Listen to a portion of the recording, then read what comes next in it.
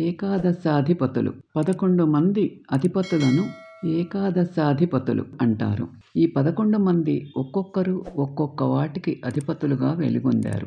దేవతలకు ఇంద్రుడు, నక్షత్రాలకు చంద్రుడు, ప్రజాపతులకు దక్షుడు, సంపదకు యక్షరాక్షసులకు కుబేరుడు, మనుషులకు మనువు, ఋషులకు వశిష్ఠుడు, గ్రహజ్యోతులకు సూర్యుడు, వర్షాలకు వరుణుడు, నదులకు సముద్రుడు, భూతగణాలకు శివుడు, పక్షులకు గరుడుడు, ఇలా 11 మంది అధిపతులుగా వెలుగొందారు.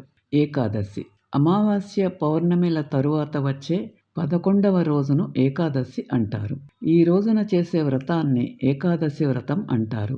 పూర్వం అంబరీష మహారాజు ఇంద్రునితో సమానుడు కావాలని ఈ వ్రతం చేశాడు. దీనిని ఆచరించేవారు ఆహార నియమాలు పాటించాలి, మాంసాహారాన్ని త్యజించాలి. దశమి, ఏకాదశి రోజులలో స్త్రీకి దూరంగా ఉండాలి.